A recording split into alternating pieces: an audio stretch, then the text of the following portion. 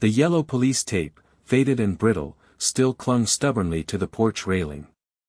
5 years. 5 years since Sarah Jenkins' life had been stolen, 5 years since this house had become a tomb of unanswered questions. Detectives Miller and Davies stepped carefully over the threshold, the scent of dust and decay thick in the air. Miller, a man whose face seemed permanently etched with the weight of unsolved cases, ran a gloved hand along the dusty banister. "Feels like a lifetime ago," he murmured, his voice barely audible above the creaking floorboards. Davies, younger and more pragmatic, sighed. "A lifetime wasted, chasing shadows." "The case went cold for a reason, Miller. Every lead dried up." The house was exactly as the crime scene photos had depicted, furniture draped in sheets, a thick layer of grime coating every surface, the air heavy with the ghosts of memories. Sunlight struggled to penetrate the grimy windows, casting long, eerie shadows across the room. Sarah Jenkins had been found in the living room, a single gunshot wound to the chest. Robbery was initially suspected, but nothing of value had been taken. The investigation had been exhaustive, yet ultimately fruitless. Every suspect had an alibi, every piece of evidence led to a dead end. Miller moved further into the living room, his gaze sweeping across the scene. He stopped in the center of the room, his eyes fixed on the ceiling. An old, ornate ceiling fan hung silently, its blades coated in a thick layer of dust. It was a detail that had been overlooked, dismissed as insignificant in the original investigation. "The fan," Miller said, his voice suddenly sharp. "I want a closer look at that fan, Davies." Davies raised an eyebrow, skepticism evident in his expression. "The fan?" "Miller, seriously? We're grasping at straws here. This place has been combed over a dozen times." But Miller was already pulling a small flashlight from his bag, its beam cutting through the gloom. He directed the light towards the fan, his eyes narrowed in concentration. He saw the dust, the cobwebs, the mundane signs of neglect. But then, something else caught his attention, tiny, almost invisible particles clinging to the motor housing. Something that didn't quite belong. Something that might just be the key to unlocking a 5-year-old mystery. Davies watched, arms crossed, as Miller circled the fan like a hawk eyeing its prey. He knew Miller's reputation, a bulldog with a magnifying glass. Once he latched onto something, he wouldn't let go. It was that very tenacity that had solved countless cases, but it also made him a frustrating partner at times. "What do you see, Miller?" Davies asked, his voice laced with a hint of impatience. "Dust? Cobwebs? We've already established this place is a biohazard." Miller ignored him, his attention fully absorbed by the intricate details of the fan. It was an old model, the kind you didn't see much anymore. Ornate carvings adorned the motor housing, and the blades were made of a dark, heavy wood. It spoke of a different era, a time when craftsmanship was valued over mass production. But it wasn't the fan's age or design that had caught Miller's eye. It was the fact that it had been overlooked. In the chaos of the initial investigation, the focus had been on the obvious, the body, the weapon, which was never found, the potential points of entry. The ceiling fan, a silent observer high above the scene, had been deemed irrelevant. Miller, however, saw things differently. He believed that no detail was too small, no possibility too remote. He had a knack for finding the needle in the haystack, the clue hidden in plain sight. It was a gift, some said, a curse, others argued. But it was what made him a good detective. He remembered a case from years ago, a seemingly simple burglary that had stumped the entire precinct. Miller had noticed a faint scratch on a windowpane, a detail that everyone else had missed. The scratch led him to a hidden compartment in the wall, which contained the stolen goods and ultimately, the identity of the thief. "It's the angle," Miller finally said, his voice low and thoughtful. "The way the blades are positioned. The airflow. If there was a struggle, anything could have been caught up there." He pointed to the small gap between the motor housing and the base of the blades.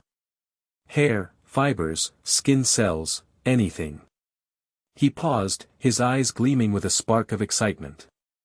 It's a long shot, Davies, I'll grant you that. But it's a shot we have to take.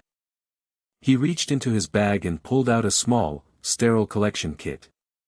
Let's see what this old fan has been hiding. Davies leaned against the doorframe, watching Miller carefully unpack his collection kit. He respected Miller's dedication, even admired it, but he couldn't shake the feeling that they were wasting their time. 5 years. Evidence degrades, memories fade, witnesses disappear. It was a long shot, a Hail Mary pass in a game that was already over.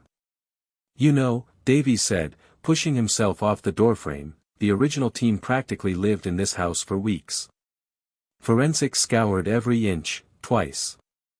They brought in specialists, used every technique in the book. What makes you think they missed something so obvious?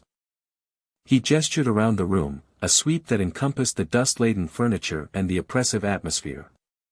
We're talking about seasoned professionals, Miller. They didn't just glance at the ceiling fan and shrug. They examined it. They photographed it. They documented it. Davies walked over to the window, peering out at the overgrown yard. The house was located in a quiet, respectable neighborhood, the kind of place where such a violent crime seemed utterly out of place.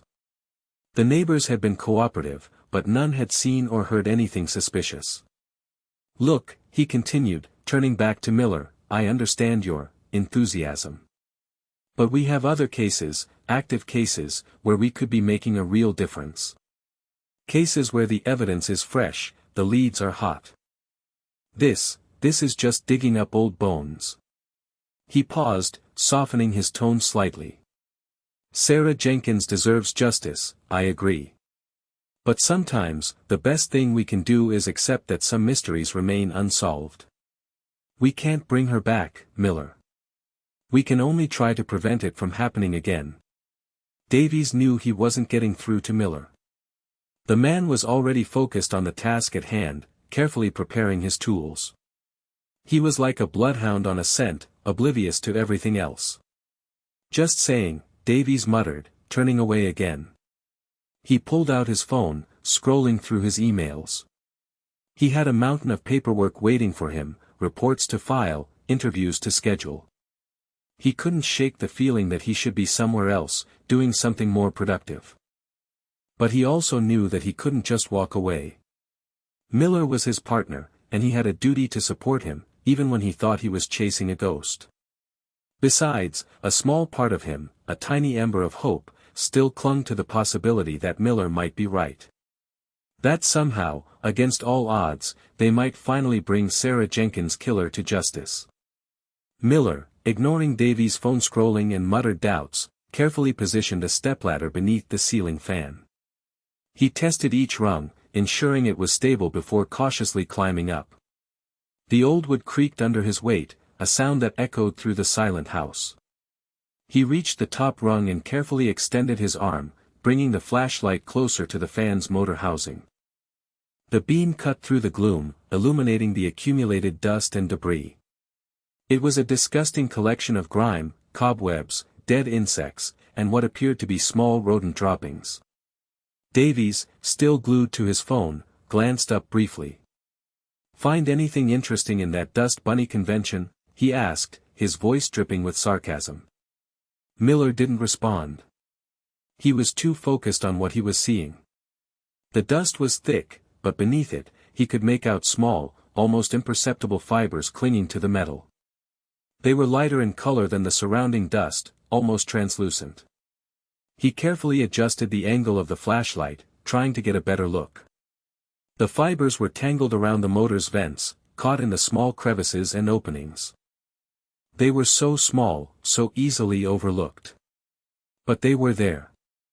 Miller pulled a small magnifying glass from his pocket and peered through it, his breath held tight. The fibers appeared to be organic, possibly skin cells or fabric fragments.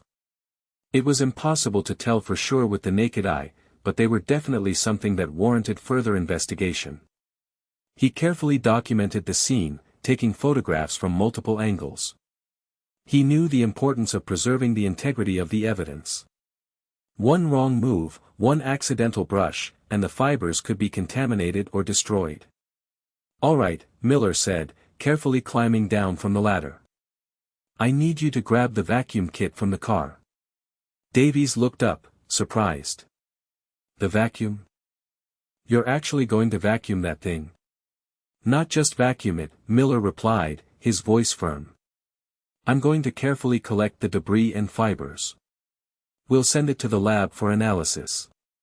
It's a long shot, I know, but we have to try." He paused, a flicker of determination in his eyes. "Sarah Jenkins deserves justice, Davies. And if there's even a chance that this fan holds the key, we owe it to her to find out." He ascended the ladder again, ready to begin the delicate process of collecting the potential evidence. Davies returned with the vacuum kit, a specialized device designed for collecting microscopic evidence. He watched as Miller carefully attached the sterile nozzle to the hose, his movements precise and deliberate. The air hung thick with anticipation, a tangible sense of hope mixed with trepidation. As Miller began to vacuum the motor housing, Davies couldn't help but feel a surge of excitement. It was a long shot, yes, but the possibility of finding something, anything, that could finally crack this case was intoxicating. He knew that Miller felt it too, the adrenaline pumping through his veins, the unwavering focus in his eyes. The vacuum whirred softly, sucking up the dust and debris into a sterile collection bag. Miller moved slowly and methodically, ensuring that every crevice and opening was thoroughly cleaned. The process was painstaking, but necessary. One missed fiber could be the difference between justice and continued uncertainty. When the vacuuming was complete, Miller carefully detached the collection bag and sealed it with evidence tape. He labeled it meticulously, noting the date, time, location, and a detailed description of the contents. He knew that chain of custody was crucial, and any break in that chain could render the evidence inadmissible in court. But as he held the collection bag in his hand, a wave of doubt washed over him. The fibers were there, yes, but were they actually relevant? Could they be linked to the killer, or were they simply the result of years of accumulated dust and debris? The biggest concern was contamination. The house had been open to the elements for 5 years, exposed to countless people and animals. The fibers could have come from anywhere. A construction worker, a curious teenager, even a stray cat. He voiced his concerns to Davies, who listened intently. "We have to be realistic, Miller," Davies said. "Even if we get a DNA profile from those fibers, it doesn't necessarily mean we've found the killer. It could be someone who simply touched the fan at some point." Miller nodded, acknowledging the validity of Davies' point. "I know," he said, his voice subdued. "But we have to try. We have to exhaust every possibility." He carefully placed the collection bag into an evidence box and sealed it shut. "Let's get this to the lab," he said. "It's time to see what those fibers have to say." The drive to the lab was silent, both men lost in their own thoughts, the weight of the unsolved case heavy on their shoulders. The initial excitement had been tempered by the harsh reality of forensic science, the long odds, the potential for contamination, the ever-present possibility of disappointment. The sterile white walls of the forensics lab seemed to amplify the silence that had settled between Miller and Davies. As they waited for the evidence to be processed, Miller's mind drifted back to the original crime scene. He hadn't been directly involved in the initial investigation, but he had reviewed the case files extensively. What he had found was troubling. Flashback begins. The house was a chaotic scene. Uniformed officers milled about, their radios crackling with static. Yellow tape cordoned off the living room, but the perimeter was loosely enforced. Neighbors stood on the lawn, gossiping and peering through the windows. Inside, the scene was even worse. Detectives trampled through the house, their shoes tracking dirt and debris. Evidence markers were haphazardly placed, and photographs were taken without proper lighting or angles. The lead detective, a gruff, overworked man named Johnson, seemed overwhelmed by the situation. He barked orders at his team, his voice laced with frustration.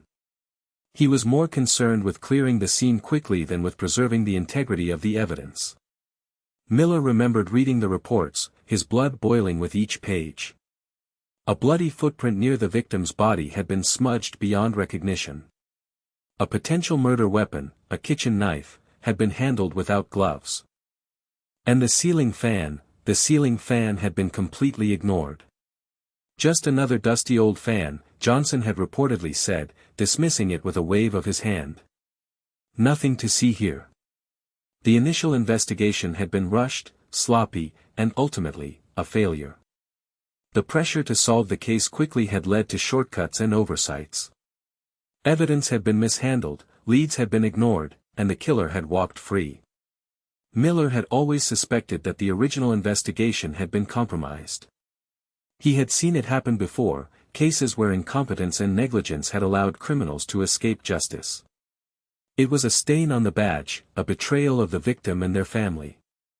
Flashback ends. The memory of the chaotic crime scene fueled Miller's determination. He couldn't undo the mistakes of the past, but he could try to make amends. He could ensure that this time, every stone was turned, every lead was followed, and every piece of evidence was properly analyzed. He glanced at Davies, who was staring out the window, his expression unreadable. Miller knew that Davies shared his concerns about the original investigation. They had both seen the consequences of sloppy police work. "We can't let them get away with it," Miller said, his voice low but firm. "We owe it to Sarah Jenkins to do this right." Davies nodded slowly, his gaze meeting Miller's. "I know," he said. "Let's just hope those fibers have something to tell us." The flashback fresh in his mind, Miller remembered every single step he took when collecting the fibers. Back at the house, Miller, suited in a full-body Tyvek suit, mask, and gloves, meticulously prepared for the delicate task of gathering the fibers. He treated the scene as if it were a brand-new crime scene, hyper-aware of the potential for contamination. He carefully laid down sterile sheeting to protect the floor and surrounding furniture. He emphasized to Davies, who was also suited up, the importance of avoiding any contact with the fan or the surrounding area. "Everything we do here has to be precise," Miller had said, his voice muffled by the mask. "One wrong move, one stray hair, and we could compromise the entire investigation." Miller used a specialized collection kit, which included sterile swabs, tweezers, and collection vials. He carefully moistened the swabs with a sterile saline solution and gently dabbed at the fibers, lifting them from the motor housing. He worked slowly and methodically, ensuring that each fiber was carefully collected and preserved. He took multiple samples, labeling each vial with meticulous detail. He documented the location of each sample, noting its position on the fan and its proximity to other potential evidence. He knew that this information could be crucial in interpreting the lab results. As he worked, Miller couldn't help but feel a sense of responsibility. He was handling Sarah Jenkins' last hope for justice. He had to be careful, precise, and unwavering in his commitment to finding the truth. He remembered a lecture he had attended years ago, given by a renowned forensic scientist. The scientist had emphasized the importance of maintaining a sterile environment, even in the most challenging circumstances. "Every crime scene is a battle against contamination," the scientist had said. "And the only way to win that battle is to be meticulous, disciplined, and unwavering in your commitment to preserving the integrity of the evidence." Miller had taken those words to heart, and he had carried them with him throughout his career. He knew that the smallest detail could make the difference between solving a case and letting a killer walk free. Back in the lab, the technician approached, a clipboard in hand. "Detective Miller," she asked. "We're ready to begin the analysis." Miller nodded, his heart pounding in his chest. The moment of truth had arrived. It was time to see if those fibers had anything to say.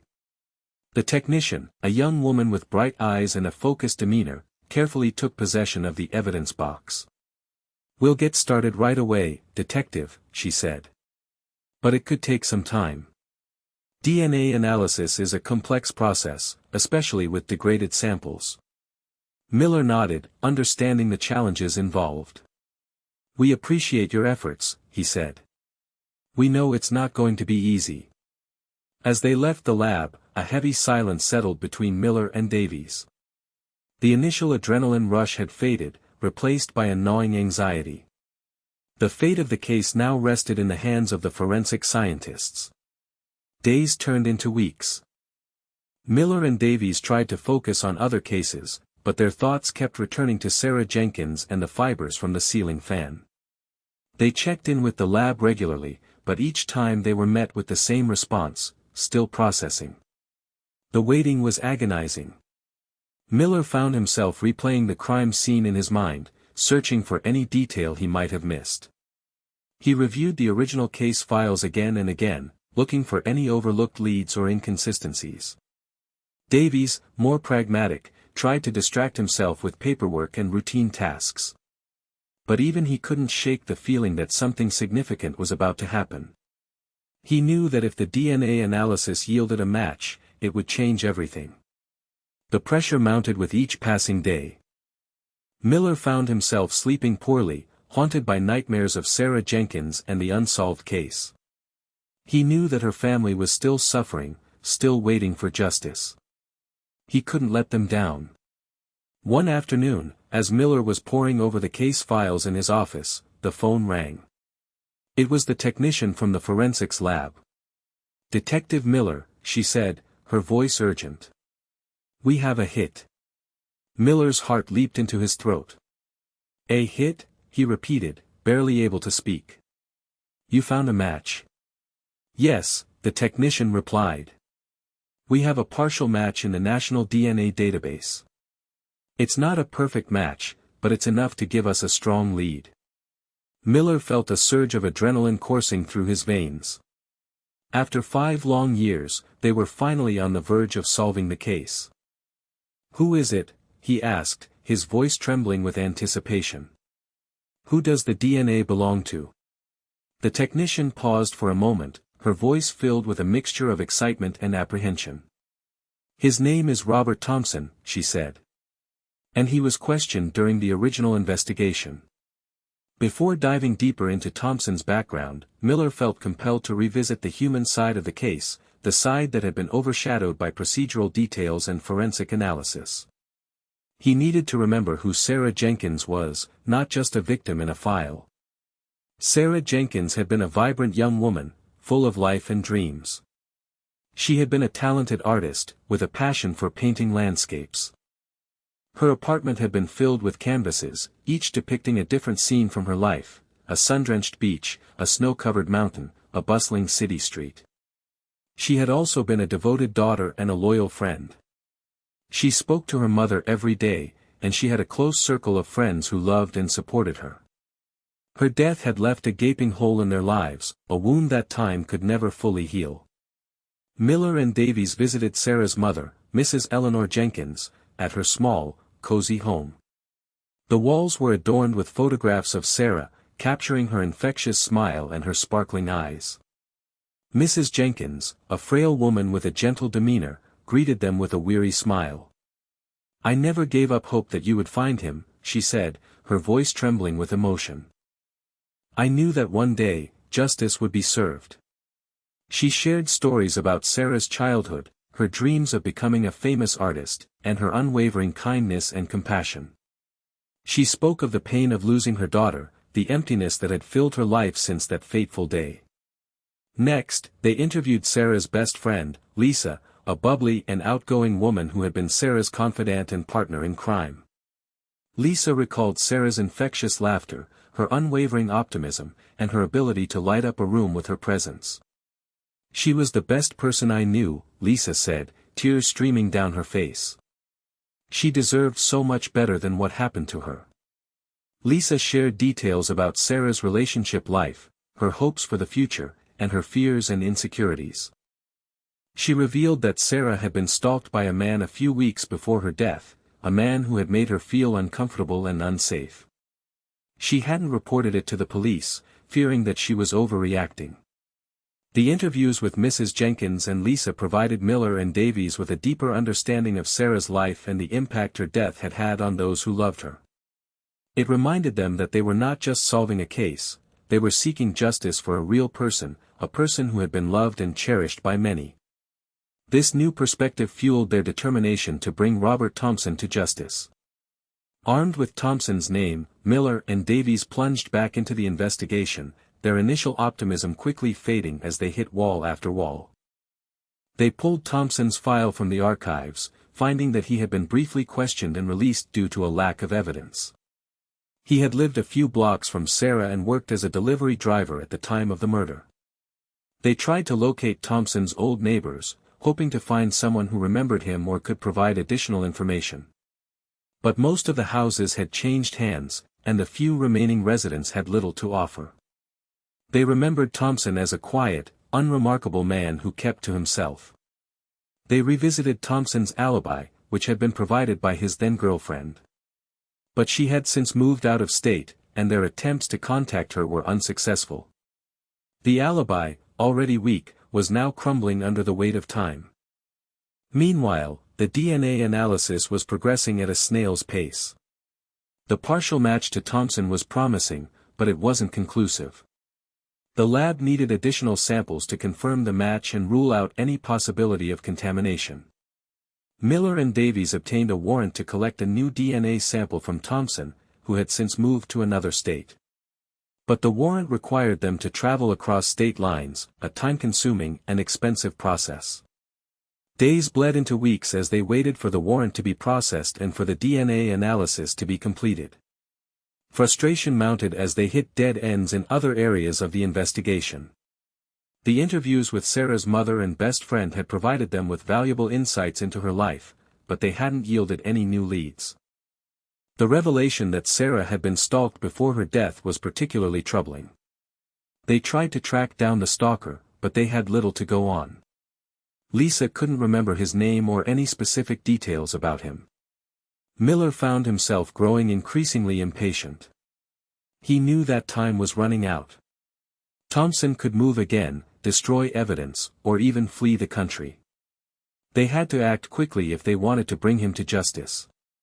He pushed the lab technicians to expedite the DNA analysis, but they insisted that they needed more time. The degraded nature of the samples made the process slow and painstaking. Davies, ever the pragmatist, tried to keep Miller grounded. "We can't rush this, Miller," he said. "We have to do it right. We only get one shot at this." But Miller couldn't shake the feeling that they were losing their grip on the case. The clock was ticking, and the killer was still out there, free to roam the streets. The weight of responsibility pressed down on him, threatening to crush him under its immense weight. He knew that Sarah Jenkins deserved justice, and he was determined to see it served, no matter the cost. The phone call from the lab had been a jolt of electricity, a surge of hope that cut through the weeks of frustration. It wasn't a perfect match, the technician had cautioned, but the partial DNA profile extracted from the fibers found on the ceiling fan linked them to Robert Thompson, a name that had already surfaced in the initial investigation. Thompson's file revealed a history of petty crimes, shoplifting, vandalism, a couple of minor assault charges. Nothing that would immediately mark him as a murderer, but enough to raise suspicion. He had been questioned during the initial investigation due to his proximity to Sarah Jenkins and his delivery route, which often took him through her neighborhood. However, his alibi, provided by his girlfriend at the time, had been deemed sufficient, and he was released. Now, 5 years later, the DNA evidence cast a long shadow of doubt over that alibi. The partial match wasn't enough for an arrest, but it was enough to justify further investigation. It was enough to reopen the case and bring Thompson back into the spotlight. Miller and Davies immediately began to dig deeper into Thompson's background. They learned that he had moved to a small town in a neighboring state a few years after Sarah Jenkins' murder. He had changed his name slightly and was working as a handyman, doing odd jobs around the community. They discovered that Thompson had a history of anger management issues and had been known to stalk women in the past. He had a pattern of becoming obsessed with women, showering them with attention, and then turning violent when they rejected him. The evidence was circumstantial, but it was mounting. The DNA, the proximity, the criminal history, the stalking behavior, it all pointed to Robert Thompson as a prime suspect in Sarah Jenkins' murder. Miller felt a surge of renewed determination. After weeks of frustration and dead ends, they were finally making progress. They were finally closing in on the killer. He knew that they still had a long way to go. They needed to gather more evidence, interview Thompson, and build a solid case that would stand up in court. But for the first time in 5 years, he felt a sense of hope. He felt that justice for Sarah Jenkins was finally within reach. He turned to Davies, a grim satisfaction etched on his face. "Time to pay Mr. Thompson a visit," he stated firmly. "I think he has some explaining to do." The fact that Thompson had been questioned and released during the initial investigation only added another layer of frustration to the case. The mistakes of the past haunted them, reminding them of the missed opportunities and the sloppy police work that had allowed Thompson to walk free.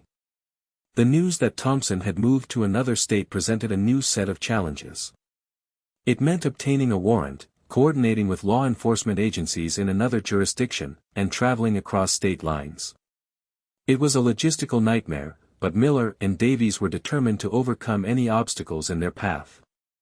They spent the next few days preparing for their trip, gathering evidence, and coordinating with the local police department in Thompson's new town. They learned that Thompson was living under an assumed name and had managed to keep a low profile. He was working as a handyman, doing odd jobs for the elderly and disabled. The local police were skeptical of Miller and Davies' theory. They saw Thompson as a harmless old man who was simply trying to make a living. They couldn't believe that he was capable of murder. But Miller and Davies were convinced that they were on the right track. They had the DNA evidence, the circumstantial evidence, and the gut feeling that Thompson was their man. They weren't going to let him slip through their fingers again. They obtained a search warrant for Thompson's home and a warrant for his arrest. They coordinated with the local police to conduct a surprise raid on his house. They wanted to catch him off guard and prevent him from destroying any evidence. As they drove to Thompson's house, Miller felt a knot of anxiety tighten in his stomach. He knew that this was it. This was their chance to finally bring Sarah Jenkins' killer to justice. He just hoped that they had enough evidence to make the case stick. He looked at Davies, his face set with grim determination. "Ready?" he asked quietly. Davies nodded once, his eyes fixed on the road ahead. "Let's do it." The small town seemed quiet and peaceful, a stark contrast to the dark and violent crime that had brought them there. As they approached Thompson's house, Miller could feel the tension building. He knew that the next few minutes could change everything. The convoy of police cars, led by Miller and Davies in an unmarked vehicle, moved slowly through the quiet streets of Thompson's new town. The local police officers, still skeptical but professional, followed closely behind. As they neared Thompson's house, the tension in the car became almost unbearable. Miller could feel his pulse quickening, his palms sweating. He knew that everything was about to change. They pulled up to Thompson's house, a small, unassuming bungalow with a well-manicured lawn. It looked like any other house on the street, but Miller knew that it held a dark secret. The officers quickly surrounded the house, positioning themselves at the front and back doors. Miller took a deep breath and stepped out of the car. He could see Davies beside him, his face grim and determined. They approached the front door, their hands resting on their holstered weapons. Miller knocked loudly, announcing their presence. "Police. Search warrant. Open up." There was no response. Miller knocked again, louder this time. "Police. We know you're in there. Open the door." Still, there was no answer. Miller exchanged a glance with Davies, and then nodded to one of the local officers. The officer stepped forward and used a battering ram to break down the door. The door splintered and crashed inward, revealing a dark and cluttered living room. Miller and Davies rushed inside, their guns drawn. "Police. Freeze. Don't move," Miller shouted. The house was silent. They moved cautiously through the house, checking each room. The house was sparsely furnished, but it was clean and well maintained. There were no signs of a struggle or any indication that Thompson was expecting them. They finally reached the bedroom, and there they found him. Robert Thompson was sitting on the edge of the bed, staring blankly ahead. He didn't seem surprised to see them. He didn't seem to care. "Robert Thompson," Miller said, his voice firm. "You're under arrest for the murder of Sarah Jenkins." Thompson didn't resist. He simply stood up and allowed the officers to handcuff him.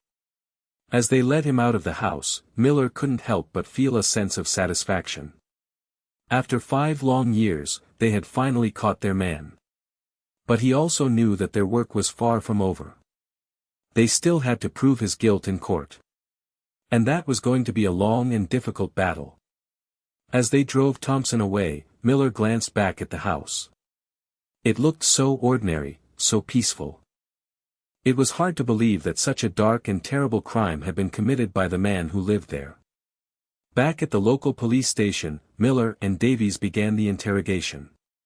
Thompson, still seemingly unfazed by his arrest, sat across from them, his eyes darting nervously around the room.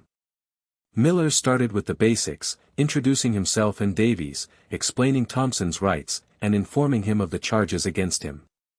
Thompson listened impassively, his face betraying no emotion. "Mr. Thompson," Miller began, his voice calm and measured, "we are investigating the murder of Sarah Jenkins, which occurred 5 years ago in, city name." Thompson remained silent. "We have evidence," Miller continued, "that links you to the crime scene. DNA evidence." Thompson finally spoke, his voice raspy and defensive. "I don't know what you're talking about. I never met Sarah Jenkins." "You lived a few blocks from her," Davies interjected, his voice sharp. "You worked as a delivery driver in her neighborhood. You were questioned during the initial investigation." "That was a long time ago," Thompson replied, his eyes shifting nervously. "I don't remember anything about it."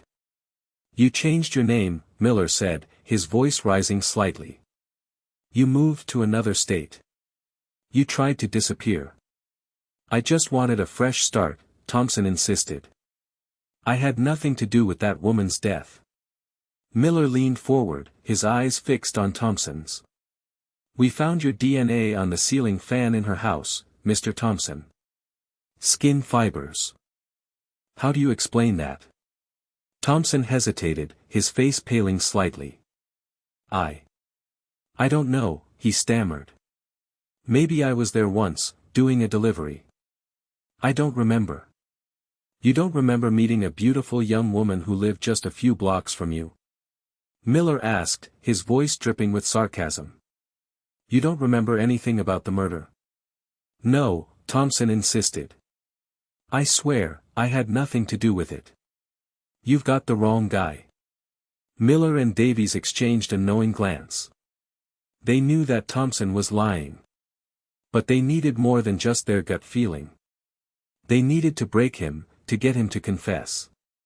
The interrogation continued for hours, with Miller and Davies pressing Thompson on every detail, challenging his alibi, and confronting him with the evidence. But Thompson remained steadfast in his denial, claiming that he had never met Sarah Jenkins and that he had nothing to do with her murder. Miller sighed, his frustration growing. They had him, but he wouldn't admit it. Davies leaned in and whispered, "Time to turn up the heat." The battle of wills had begun. Following Davies' cue, Miller leaned back and placed a manila folder on the table. He opened it slowly, deliberately, pulling out a series of photographs. They were crime scene photos, images of Sarah Jenkins' house, the living room, and finally, close-ups of the ceiling fan. "Recognize this, Mr. Thompson?" Miller asked, his voice deceptively calm. Thompson glanced at the photos, his eyes widening slightly. He quickly averted his gaze, but Miller had seen the flicker of recognition. "I told you," Thompson stammered, "I don't know anything about that house." Miller placed another photo on the table, this one a close-up of the fibers collected from the ceiling fan. It was a microscopic image, showing the intricate details of the fibers, the skin cells clinging to their surface. "These are your skin cells, Mr. Thompson," Miller said, his voice firm. "They were found on the ceiling fan in Sarah Jenkins' house. We have a DNA match. A partial match, but a match nonetheless." Thompson's demeanor changed dramatically. His earlier composure vanished, replaced by a visible nervousness. He began to fidget in his chair, his hands trembling. He avoided eye contact, his gaze darting around the room. "That's not possible," he mumbled, his voice barely audible. "There must be some mistake." Miller leaned forward, his eyes fixed on Thompson's. "There's no mistake, Mr. Thompson. The DNA doesn't lie. Your skin cells were found on the ceiling fan in Sarah Jenkins' house. You were there, Mr. Thompson. You were in her house." Thompson began to sweat profusely, his face turning pale. He ran a hand through his hair, his breathing becoming labored. He looked like a trapped animal, cornered and desperate. I don't know what to say," he stammered, his voice trembling. "I can't explain it." "Then explain this," Davies interjected, slamming another photo on the table. It was a picture of Thompson from 5 years ago, taken from his driver's license. He looked younger, but it was clearly him. "This is you, Mr. Thompson," Davies said, his voice sharp. 5 years ago. Living just a few blocks from Sarah Jenkins. Working as a delivery driver in her neighborhood. You knew her, Mr. Thompson. You knew her very well." Thompson's eyes darted back and forth between the photos and the detectives, his mind racing. He knew that he was trapped. He knew that there was no way out. The evidence was overwhelming, and he couldn't explain it away. Miller watched him closely, recognizing the moment when Thompson's facade cracked. The game, it seemed, was almost over. "Tell us what happened, Robert," Miller said softly, but with an edge. As Thompson struggled to maintain his composure, Miller's mind raced back to the night of Sarah's murder, piecing together the fragmented information they had gathered. Flashback begins. The street was quiet, the houses dark. It was a warm summer evening, and most of the residents were already asleep. A lone delivery van, bearing the logo of a local courier service, turned onto Sarah Jenkins Street. The van pulled up to Sarah's house, and a man got out. He was wearing a delivery uniform, but his face was hidden in the shadows. He carried a small package in his hand. He approached Sarah's front door and rang the bell. Sarah answered the door, looking surprised. She wasn't expecting a delivery so late at night. The man explained that there had been a mix-up at the warehouse and that he was delivering a package that had been mistakenly routed to the wrong address. Sarah hesitated for a moment, then accepted the package. As she signed for the delivery, the man lingered, his eyes fixed on her. He seemed to be admiring her, his gaze making her uncomfortable. Sarah thanked him for the delivery and started to close the door. But the man stopped her, placing his hand on the doorframe. "I just wanted to say," he said, his voice low and intense, "that you're a very beautiful woman." Sarah felt a chill run down her spine. She didn't know this man, and she didn't like the way he was looking at her. She tried to close the door again, but the man pushed it open, forcing his way into her house.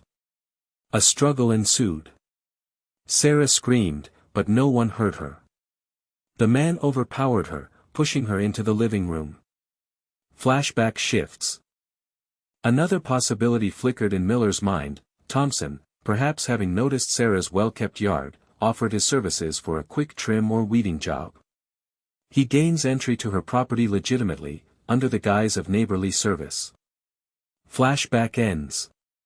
Back in the interrogation room, Miller stared intently at Thompson. The flashbacks had given him a clearer picture of what might have happened that night. He knew that Thompson was lying, and he was determined to get him to confess. "We know you were there, Robert," Miller said, his voice unwavering. "We know you were in Sarah's house that night. Tell us what happened." The silence hung heavy in the room, broken only by Thompson's ragged breathing. The dam, Miller sensed, was about to break. The silence stretched, thick and suffocating. Thompson's breathing grew more ragged, his chest heaving. He wrung his hands, his eyes darting around the room, as if searching for an escape that didn't exist. Finally, he spoke, his voice barely a whisper. "Okay," he said, his voice cracking with emotion. "Okay, I was there." Miller and Davies exchanged a look of grim satisfaction. They had broken him. "Tell us what happened, Robert," Miller urged, his voice softening slightly. Thompson hesitated for a moment, then began to speak, his words tumbling out in a torrent of guilt and remorse. "I didn't mean to kill her," he sobbed. "It was an accident. A terrible accident." He explained that he had been working as a delivery driver at the time, and he had become obsessed with Sarah Jenkins. He had seen her several times on his route, and he had been captivated by her beauty and her kind demeanor. He admitted that he had started stalking her, driving by her house, watching her from a distance. He knew it was wrong, but he couldn't help himself. On the night of the murder, he had concocted a plan to deliver a package to her house, hoping to get a chance to talk to her. He had lied about the mix-up at the warehouse, and he had used his delivery uniform to gain access to her house. He claimed that he had only wanted to tell her how he felt, to express his admiration for her. But when he had tried to kiss her, she had rejected him, pushing him away. He said that he had lost control, grabbing her and pushing her into the living room. A struggle had ensued, and somehow, a gun had gone off. He didn't even know where the gun had come from. He insisted that he had never intended to kill her. It had been an accident, a robbery gone wrong. He had panicked and fled the scene, leaving Sarah Jenkins lying dead on the floor. Miller and Davies listened intently, their faces betraying no emotion. They knew that Thompson was still lying, minimizing his role in the crime, trying to portray himself as a victim of circumstance. But they had his confession, and that was all that mattered. "Where's the gun, Robert?" Miller asked, his voice sharp. "Where did you get the gun?" Thompson hesitated again, his eyes darting nervously around the room. I don't know," he stammered. "I don't remember." Miller raised an eyebrow, unconvinced. He knew Thompson was still hiding something. The pieces were falling into place, but one crucial element was still missing. The truth. Miller pressed Thompson further, challenging his account of the accidental shooting. He knew that Thompson was still holding back, sanitizing the truth to minimize his culpability. Davies, meanwhile, had left the room, returning moments later with a file. He placed it on the table, sliding it towards Miller. The file contained information about Thompson's past, his history of anger management issues, and his pattern of stalking women. It also included details about a restraining order that had been filed against him by a former girlfriend, who had accused him of threatening her and her family. Miller read through the file quickly, his eyes narrowing with each page. He looked up at Thompson, his gaze filled with contempt. "You're a liar, Thompson," Miller said, his voice cold and hard. "This wasn't an accident. You didn't just lose control. You planned this. You stalked Sarah Jenkins, you became obsessed with her, and you murdered her in cold blood." Thompson flinched, his face contorting with a mixture of fear and rage. He opened his mouth to protest, but Miller cut him off. "We know the truth, Thompson," Miller said, his voice rising. "We know that you were obsessed with Sarah Jenkins. We know that you couldn't stand the thought of her rejecting you. And we know that you murdered her in a fit of rage." He paused, letting his words sink in. "Tell us where the gun is, Thompson," he demanded. "Tell us the truth."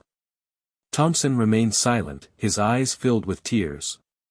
He knew that he was cornered, that there was no way out. Finally, he spoke, his voice barely audible.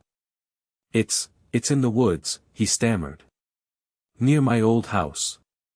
He explained that he had taken the gun from his father's collection, and he had hidden it in the woods after the murder. He had never told anyone about it, hoping that it would never be found. Miller and Davies exchanged a look of satisfaction. They had finally uncovered the truth. Thompson hadn't just stumbled into Sarah Jenkins' house and accidentally shot her. He had been obsessed with her, and he had murdered her in a fit of rage after she rejected his advances. The carefully constructed facade of accident and regret had crumbled, revealing the cold, calculating killer beneath. Now, they had everything they needed. Justice, finally, was within reach. They left Thompson alone, to wallow in his shattered lies. They had a gun to find. Following Thompson's directions, Miller and Davies, accompanied by local officers, located the gun hidden in the woods near Thompson's old house. It was a .38 caliber revolver, matching the description of the weapon used in Sarah Jenkins' murder. Ballistics testing confirmed that it was indeed the murder weapon. With the gun in their possession, Miller and Davies had all the evidence they needed to charge Thompson with murder. He was formally arrested and taken into custody, where he was booked and processed. The news of Thompson's arrest spread quickly, reaching Sarah Jenkins' family and friends. Mrs. Jenkins, Sarah's mother, was overcome with emotion. After 5 long years of grief and uncertainty, she finally had some closure. Lisa, Sarah's best friend, was relieved that the killer had been caught. She had never given up hope that justice would be served. The trial was a long and arduous process, but the evidence against Thompson was overwhelming. The DNA, the confession, the gun, it all pointed to his guilt. The prosecution presented a compelling case, painting a picture of Thompson as a stalker obsessed with Sarah Jenkins, a man who had murdered her in a fit of rage after she rejected his advances. The defense tried to argue that the shooting had been an accident, that Thompson had simply lost control. But the jury didn't buy it. After deliberating for several hours, the jury returned a verdict, guilty. Robert Thompson was convicted of murder in the first degree. He was sentenced to life in prison without the possibility of parole. Justice was finally served for Sarah Jenkins, 5 long years after her life had been so cruelly taken away. Miller and Davies shook hands, a quiet satisfaction passing between them. They had done their job. They had brought a killer to justice. The case was closed. They had brought a small measure of peace to Sarah's family and friends. It was time to move on. There were other cases waiting. In the wake of Thompson's conviction, a sense of closure settled over Sarah Jenkins' family and friends. While the pain of her loss would never fully disappear, they could finally find some solace in knowing that her killer had been brought to justice. Mrs. Jenkins, though still grieving, expressed her gratitude to Miller and Davies for their unwavering dedication to the case. Lisa, Sarah's best friend, found some comfort in visiting Sarah's grave, knowing that her killer was behind bars. The successful resolution of the Sarah Jenkins case served as a reminder of the importance of perseverance and meticulous investigation, especially in cold cases. It highlighted the fact that even the smallest detail, like the skin fibers on a seemingly insignificant ceiling fan, could hold the key to unlocking a long unsolved mystery. Miller and Davies were commended for their outstanding work on the case. They received awards and recognition from their superiors, and they were praised for their dedication, their attention to detail, and their unwavering commitment to justice. But for Miller and Davies, the greatest reward was knowing that they had brought some measure of peace to Sarah Jenkins' family and friends. They had given them the closure they so desperately needed, and they had honored Sarah's memory by bringing her killer to justice. As they reflected on the case, Miller and Davies realized that it had been a team effort. They had relied on the expertise of forensic scientists, the cooperation of local law enforcement, and the support of their colleagues. They had also benefited from the mistakes of the past, learning from the errors that had been made in the original investigation. The Sarah Jenkins case would always be a reminder of the importance of never giving up, of never overlooking even the smallest detail, and of always striving for justice, no matter how long it takes. Miller and Davies knew that there were other cold cases waiting to be solved, other families waiting for closure. And they were ready to face the challenge, armed with their experience, their determination, and their unwavering commitment to finding the truth. The dusty ceiling fan, they knew, would forever be a symbol of hope, a testament to the power of perseverance, and a reminder that even the coldest of cases can be brought to light with a little bit of dedication and a lot of hard work. The end.